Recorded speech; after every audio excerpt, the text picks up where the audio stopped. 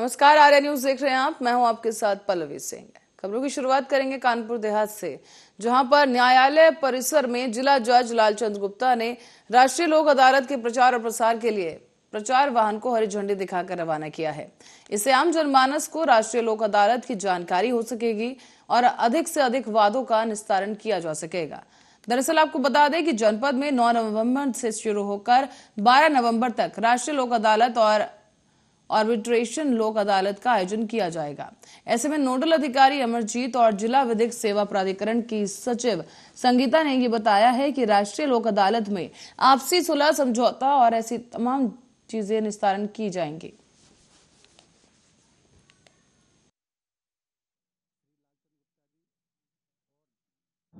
आदरणीय सम्मानित संगीता मैडम, सचिव के दिशा निर्देश और करकमलों में ये वाहन और पंपलेट का वितरण इस आशय से किया जा रहा है कि इस लोक अदालत का भरपूर प्रचार प्रसार हो और सस्ता सुलभ न्याय पाने के लिए कोई भी ये कहने के लिए ना रहे कि हमको जानकारी में नहीं था।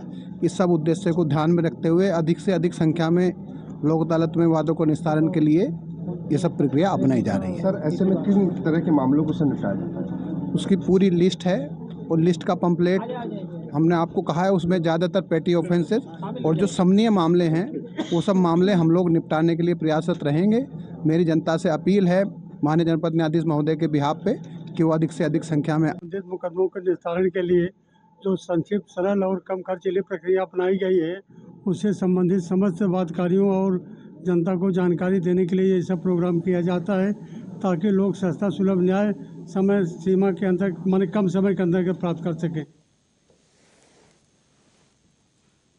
और उपराज्यपाल जम्मू कश्मीर मनोज सिन्हा के पैतृक गांव में श्रीमद् भागवत कथा कार्यक्रम आयोजित किया जाएगा, जहां पर रक्षा मंत्री राजनाथ सिंह और कृषि शिक्षा मंत्री सूर्य प्रताप शाही भी शामिल होंगे।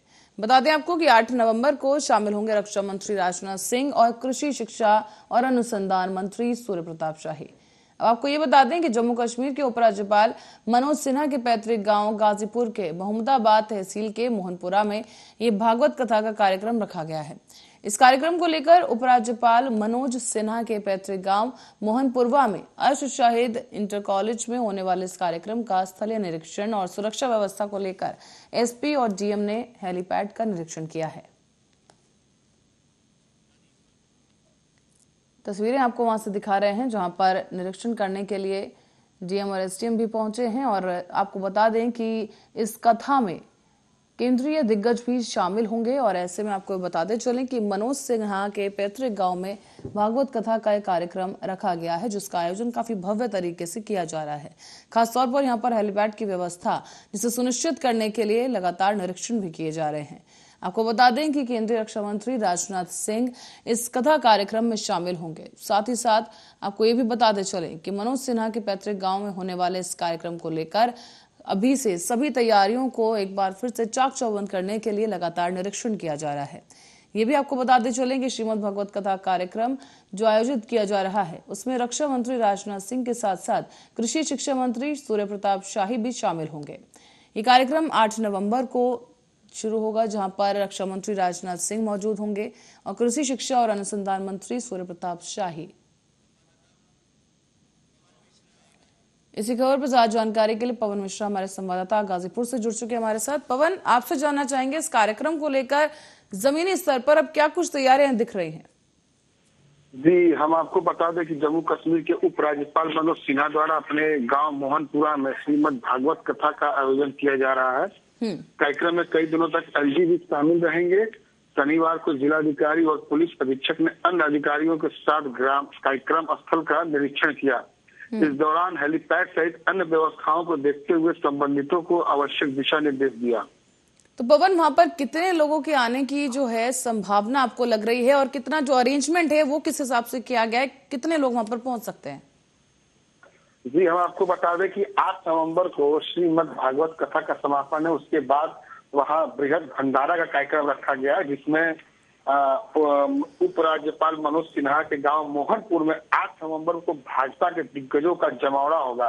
साथ ही रक्षा मंत्री राजनाथ सिंह, प्रदेश सरकार के कृषि मंत्री सूर्य प्रताप शाही और राज्यसभा सदस्य अशोक वाजपेयी का शनिवार को प्रोटोकॉल भी आ गया। मनोज सिन्हा के घर श्रीमद् भागवत कथा चल रही है और 8 नवंबर को भंडारे का आयोजन किया गया है।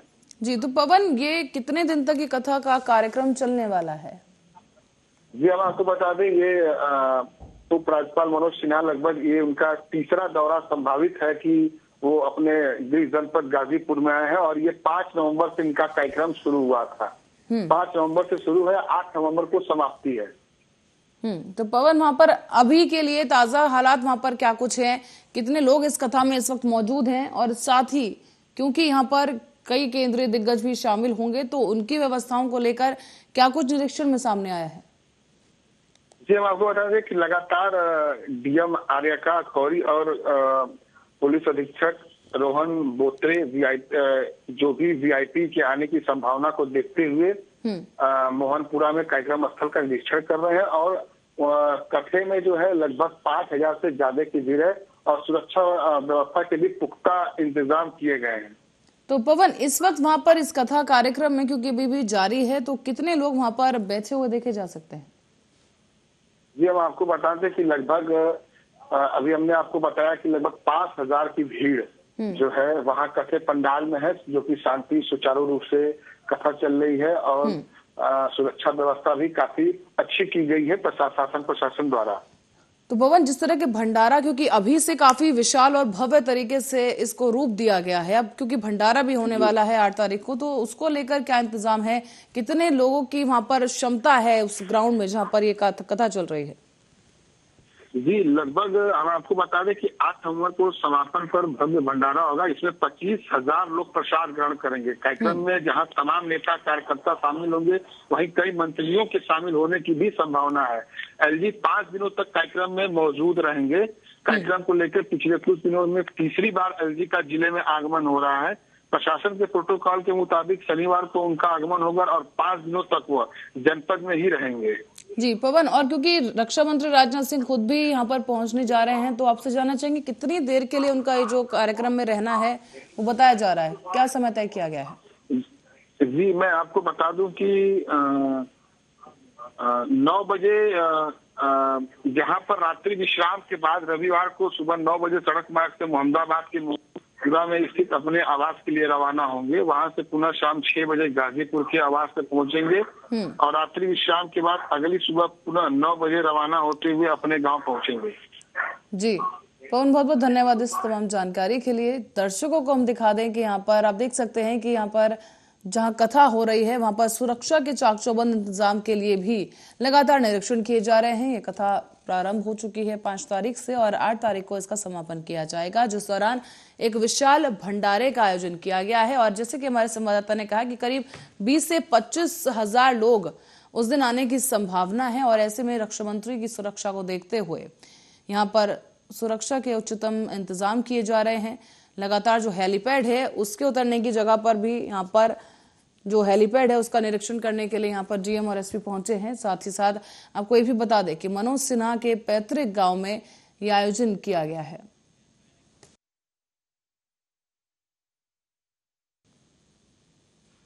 अब खबर हरदोई से है, जहां शहर कोतवाल के निलंबन की मांग को लेकर अधिवक्ताओं ने एसपी ऑफिस के गेट पर शहर कोतवाल का पुतला जला दिया है। जमकर नारेबाजी भी इस दौरान की गई। साथ ही साथ आपको बता दें कि नारेबाजी करते हुए शहर कोतवाल के निलंबन की मांग की गई है। तस्वीरें आपको दिखा रहे हैं, यहां देखा जा सकता है कि काफी आक्रामक रूप ये नारेबाजी ले चुकी है और पुतला दहन किया गया। साथ ही साथ पार्किंग स्टैंड चलाने वालों के साथ भी मारपीट की गई। अधिवक्ताओं की तरफ से बताया जा रहा है कि मारपीट भी अधिवक्ताओं की हुई थी, जिसका वीडियो सोशल मीडिया पर वायरल हो रहा है। दरअसल एसपी ऑफिस के गेट पर अधिवक्ताओं ने नारेबाजी करते हुए शहर कोतवाल संजय पांडे का पुतला जलाया है। यहां पर अधिवक्ताओं ने यह आरोप लगाया कि कल एसपी ऑफिस के गेट के ठीक बाहर पार्किंग स्टैंड चलाया जा रहा था और यहां संचालक के लोगों के द्वारा लगातार अधिवक्ताओं के साथ दुर्व्यवहार किया जाता है। और कल जब बार एसोसिएशन के ज्वाइंट सेक्रेटरी के साथ मारपीट की गई और लूटपाट हुई, तो बताया जा रहा है कि उन पर जानलेवा हमला भी इस दौरान किया गया। लेकिन जब वो रिपोर्ट लिखवाने पहुंचे तो उनके साथ अभद्रता की गई है। यहाँ पे जो एसपी कार्यालय के बाहर ये अवैध तरीके, फर्जी तरीके से जो स्टैंड चलता है, इस स्टैंड से जो भी किसी प्रकार से अवैध वसूली होती है, जिस प्रकार से भी चलता हो, यहाँ पे अधिवक्ताओं के साथ में कई बार इनके साथ अभद्रता की गई।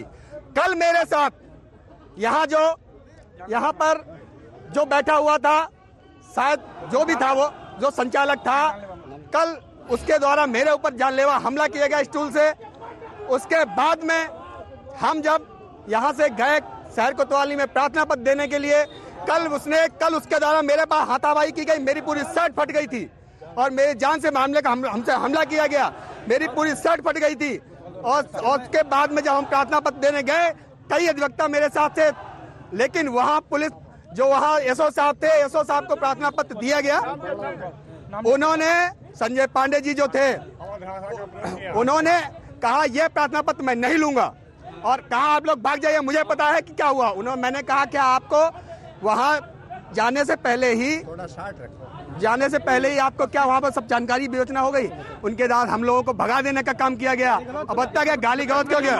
और जब तक उनका निलंबन नहीं हो जाता है, हम लोग इसी प्रकार से प्रदर्शन करते रहेंगे और जब तक उनका निलंबन नहीं हो जाएगा। कल उन्होंने बहुत बार का ज्वाइंट सेक्रेटरी मेरे एक सदस्य के साथ, सचकांत सिंह के साथ, ये एसपी ऑफिस के बाहर जो अवैध संचालन हो रहा है टैक्सी स्टैंड का, उनसे बदसलूकी की गई, मारपीट की गई, लूटपाट की गई, जिसकी तहरीर हम लोग कोतवाली देने गए। मैंने कोतवाल से कहा कि मैं ज्वाइंट सेक्रेटरी, इसकी तहरीर दर्ज कर लीजिए।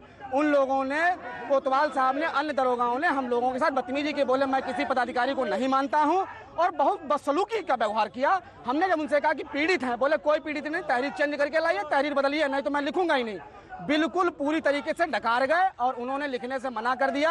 न्याय व्यवस्था को उन्होंने ध्वस्त करके रखा। इसलिए हम लोग शहर कोतवाल के खिलाफ धरना प्रदर्शन कर रहे हैं और आंदोलन कर रहे हैं और शशिकांत जी को न्याय दिलाने की मांग है और उनका निलंबन का चाहता हूँ। मांग क्या है आपकी और किस मेरा मांग है कि प्रदर्शन किया है? जी, मेरी मांग है कि कल जो मेरी मांग यह है कि शशिकांत सिंह से और हमारे ज्वाइंट सेक्रेटरी के साथ को शहर कोतवाल संजय पांडे जी ने जो दुर्व्यवहार किया है और अभद्र भाषा का प्रयोग किया है और साथ ही साथ एफआईआर लिखने से मना किया, इस विरोध में हम चाहते हैं कि उनका निलंबन हो और अगर निलंबन नहीं होगा तो आंदोलन जारी रहेगा।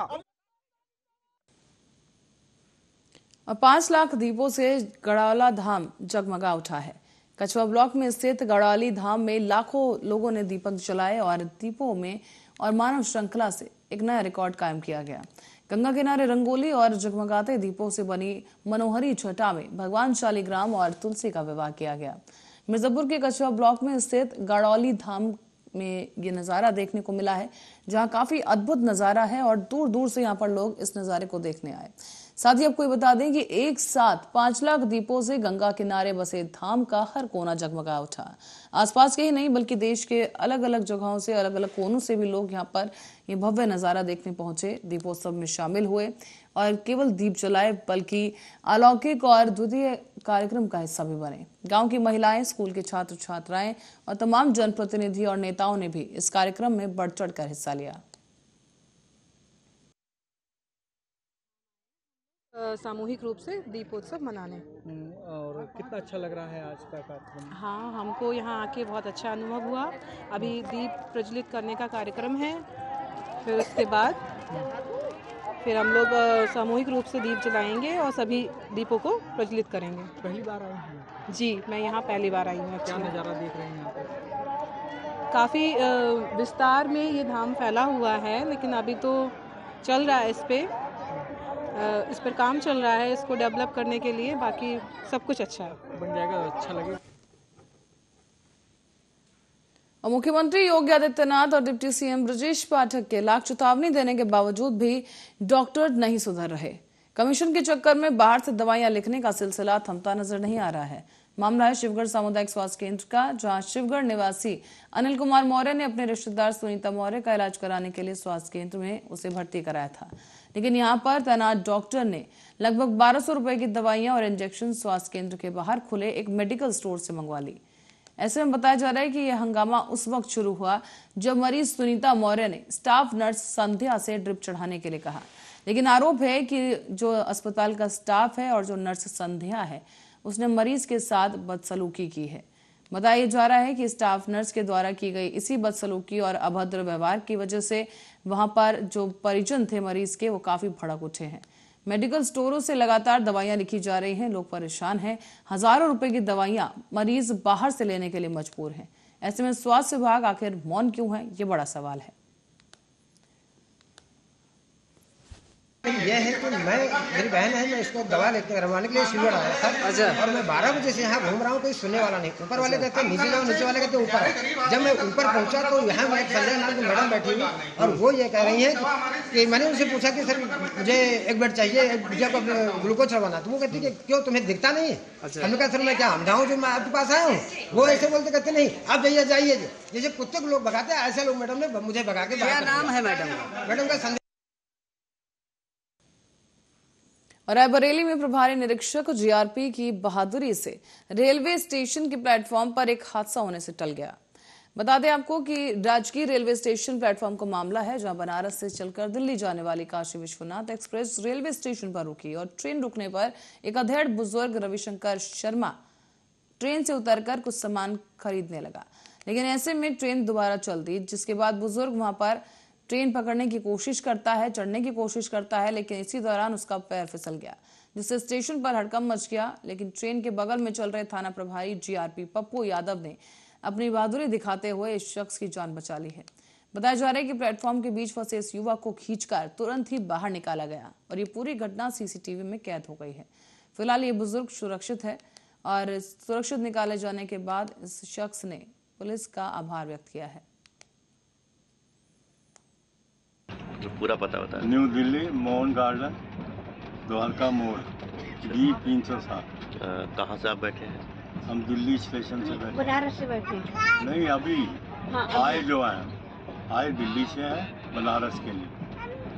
अभी आप सफर तो बनारस से चले हैं दिल्ली जा रहे हैं। अभी आपके साथ कोई घटना क्या हो गया था सर आपको? मैं कुछ सामान लेने उतरा था, गाड़ी एकदम चल पड़ी। मैं पकड़ नहीं सका उसको, तो पकड़ा तो फिसल गया, नीचे गिर गया। गिरने से पुलिस वालों ने मुझे बचाया। वहाँ के इंस्पेक्टर साहब ने आप? हाँ जी, इंस्पेक्टर साहब ने वहाँ पकड़ के आपको लेके पलट गए मतलब।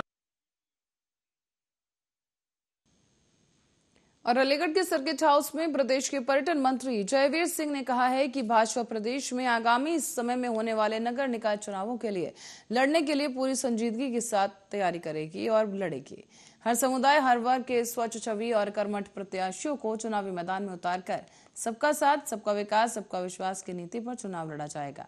सरकार ने प्रदेश में बिना भेदभाव के विकास कराने के साथ साथ पर्यटन के क्षेत्र में भी प्रत्येक संप्रदाय के लिए बिना भेदभाव के कार्य करवाया है। आगामी समय में पर्यटकों ने पर्यटन के क्षेत्र में उत्तर प्रदेश पहले पसंद बनेगा, ये भी दावा किया गया।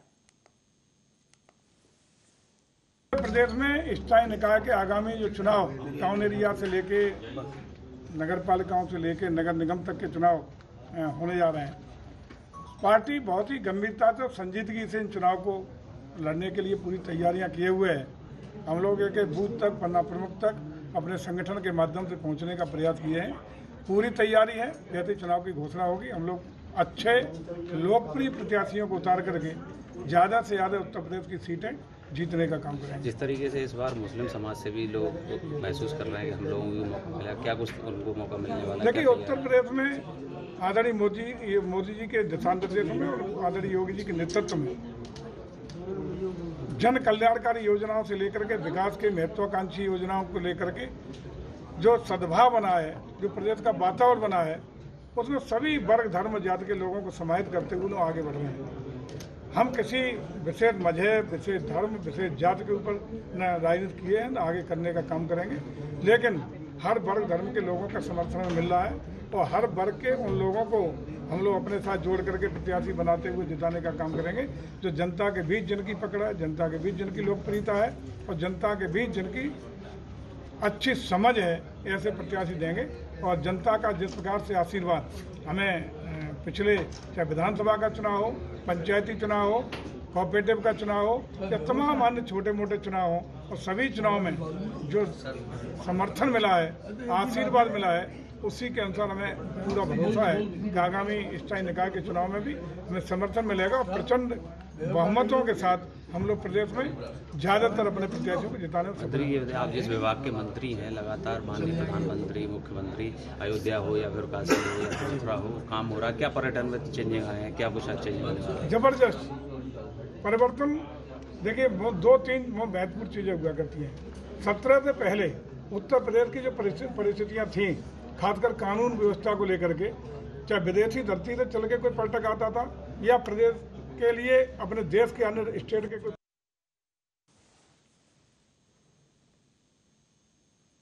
अब मुंबई से खबर है, जो अंधेरी विधानसभा के मध्यावधि चुनाव की गिनती पूरी हो चुकी है और इस चुनाव में उद्धव बालासाहेब ठाकरे शिवसेना प्रत्याशी ऋतुजा रमेश लटके ने बाजी मार ली है।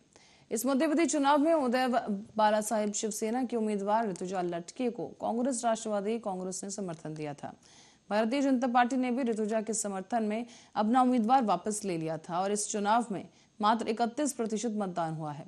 इस बार नाटो के रूप में भी अप्रत्याशित मतदान किया गया है।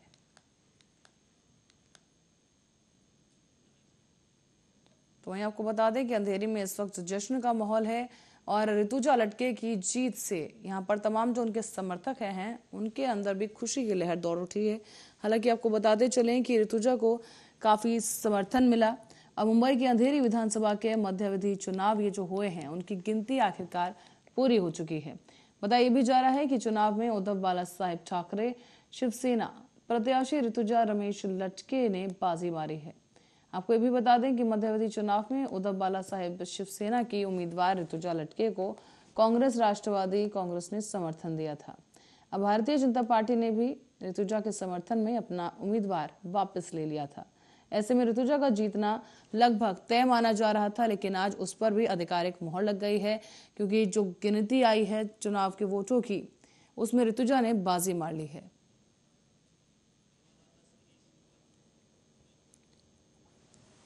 और शिरीष उपाध्याय हमारे साथ जुड़ चुके हैं इसी खबर पर। शिरीष, आपसे जानना चाहेंगे क्या कुछ वहां पर माहौल है। हालांकि ऋतुजा का जो जीतना है वो पहले ही तय माना जा रहा था क्योंकि उनके सामने कोई बड़ा खिलाड़ी नहीं उतारा गया था। ऋतुजा जी का जब नॉमिनेशन फाइल हुआ था उसी समय राष्ट्रवादी कांग्रेस ने तो सपोर्ट कर ही दिया था। बाद में भारतीय जनता पार्टी ने भी उनके सपोर्ट में अपने उम्मीदवार का नाम वापस ले लिया। तो उसी समय ये तो कंफर्म हो गया था कि ऋतुजा ये चुनाव जीत ही जाएंगी। पर अगर हम लोग उनके मतदान जो हुआ है उसके पैटर्न को ध्यान दें और देखें तो जब भारतीय जनता पार्टी और शिवसेना मिल करके लड़ी थी पिछली बार 2019 में, तब भी रमेश लटके जो दिवंगत विधायक है रमेश लटके, उनको 62,773 वोट ही मिले थे। और इस बार जो सारी पार्टियां मिल करके लड़ी हैं तो भी ऋतुजा लटके सिर्फ 3,500-4 हजार वोट के आसपास ही ज्यादा अर्जित कर पाई है। जी, तो शिरीष क्या लगता है अब ऋतुजा के लिए आने वाले समय में क्या कुछ चुनौतियां वहां पर होने वाली, क्योंकि जीत एक तरीके से नई शुरुआत ही है और आगे उनके लिए भी काम करना है क्योंकि उनके लिए एक पद की गरिमा उनको बनाकर रखनी है और एक अलग जिम्मेदारी उनके सर पर इस वक्त आ चुकी है। हाँ, ऋतुजा के ऊपर जवाबदारी तो है ही, क्योंकि इससे पहले वो राजनीति में थी नहीं। वो महानगर पालिका में नौकरी कर रही थी और अचानक से नौकरी पेशा होने के बाद एकदम से सीधा लोगों के बीच आ जाना और इतनी बड़ी जवाबदारी, विधायक इतनी बड़ी जवाबदारी को निभा, चुनौती तो हुई ही। जी, तो क्या लगता है कि ऋतुजा की तरफ से किस तरीके से उनका निर्वहन किया जाएगा? क्या ऋतुजा की तरफ से कोई प्रतिक्रिया सामने आई है इतनी बड़ी जीत जिस तरह से उन्हें मिली है और जो समर्थन खास तौर पर देखा गया कि उनके सामने बीजेपी की तरफ से कोई उम्मीदवार उतारा ही नहीं गया? जीत के तुरंत बाद ऋतुजा की तरफ से प्रतिक्रिया आई गई है और प्रतिक्रिया के रूप में उनकी तरफ से ऐसा बोला गया है कि ये चुनाव जो वो जीती है वो सिर्फ अपने पति के कामों के बिहाफ पर ही ये चुनाव वो जीत पाई है। और उनके ऊपर वो ये मान रही है, बहुत बड़ी जवाबदारी है कि उनके पति ने इस विधानसभा क्षेत्र के लिए बहुत कुछ सोच करके रखा हुआ था, बहुत सारे वादे किए हैं जनता के साथ और उन वादों को पूरा करना उनके लिए एक चुनौती तो अवश्य साबित होगी। जी, चलिए शिरीष, बहुत बहुत धन्यवाद इस तमाम जानकारी के लिए। हमारे साथ कार्यकारी संपादक शिरीष उपाध्याय मुंबई से जुड़े थे, जिनका कहना है कि चुनौती जरूर होने वाली है क्योंकि ऋतुजा इससे पहले राजनीति में नहीं थी, लेकिन अब एक बड़ी जिम्मेदारी उनके सर पर है। हालांकि उन्हें समर्थन मिला और जीत उन्होंने अपने नाम दर्ज की, लेकिन अब यहाँ से एक नया सफर ऋतुजा के लिए शुरू होने जा रहा है, जहां पर अब वो राजनीतिक दांवपेच के साथ उन्हें कमान संभालनी होगी।